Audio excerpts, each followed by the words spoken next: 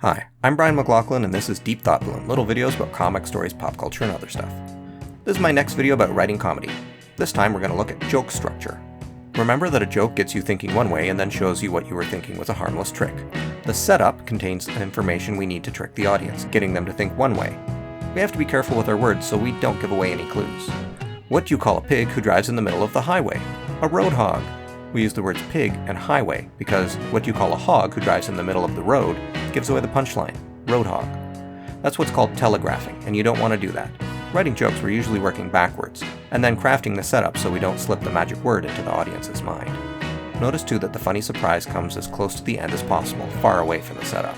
I saw a car weaving in and out of lanes, and the driver was a pig. This road hog really got on my nerves. Just isn't as funny. You're trying to give them a surprise, right? Think of a Jack in the Box. When Jack jumps out, the music doesn't keep going, and neither should your joke. If you're doing a visual gag, you want to keep the comedic reveal out of panel until the final panel.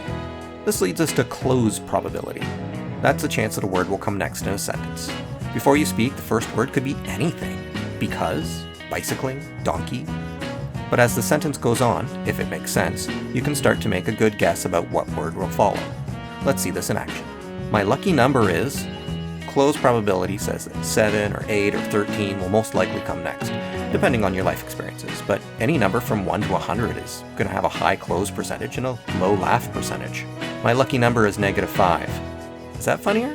I think it is. The joke is that I'm actually unlucky. -5 doesn't exist in a deck of cards or a pair of dice or in lotto numbers. If I'm lucky when -5 shows up, I'm not lucky very often. My lucky number is potato. That's nonsense. Some nonsense word choices are funnier than others. It's like poetry where you find a word that has the right rhythm or imagery for the moment. Potato is good though because it's simple, boring, a common, real object thing, and luck is complex, exciting, rare, and something you can't touch and hold. Potato is funnier than 7, but whether it's funnier than -5 is personal taste. An ending like potato or on vacation or an almost dead fish sandwich is a bit less likely than a weird number, so it has a middle cloze percentage. My lucky number is a mid. Now that doesn't make any sense. A mid is a lesser used word, and it needs to be followed by more words to make sense. What is my lucky number amid? Letters? Unlucky numbers? Beard monsters? The least likely words in the sentence are the least funny. They're just confusing. A low cloze probability has a low laugh probability. This means you want a cloze percentage that is unlikely, but not very unlikely. Somewhere in the middle. It should make some sort of sense as an answer, but be a surprise. You want that interior cingulate to be busy with the obvious but wrong answers before you drop out the satisfying real answer. This is a mathematical way to explain the incongruity theory of comedy. It says that things that don't belong strike us as funny. Imagine a no pet sign in front of a veterinarian's office. Silly, right? But sometimes things that don't belong aren't ha-ha funny, but weird funny, like imagine finding a no pet sign in a pencil case. It's just weird, right? In fact, the word funny means both hilarious and strange. It's true not only in English, but in other languages as well. Another way to think about joke structure is thinking about comedy coming in threes. It's not just for Goldilocks bears, magic wishes, and examples in this sentence. 3 is important for comedy as well. It's the minimum amount of information you need to set a rhythm. It goes set up, reinforce, sabotage. Take for example, let's stop arguing and order dessert. I want a chocolate cake, a lemon pie, and your face to throw them at. You have a list of 3 things starting with the chocolate.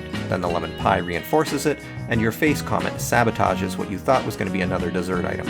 There's another 3 here too. The visual rhythm of the 3-panel gag sets up the speaker as calm in panel 1, reinforces it in panel 2, and then breaks it in panel 3. Look in your favorite comics and you'll probably see the same trick used a lot. If you want to do a single image gag, you can have the surprise in the caption, and you can get really short with your words if you're riffing on a phrase that people already know, like chocolate chip Wookie or Batman and Goblin. Jokes like this work even without the caption, letting the viewers puzzle out what they're looking at. Hope that was helpful. Next episode we'll get into how to brainstorm jokes to fit into these structures. Good luck and keep thinking deep thought balloons.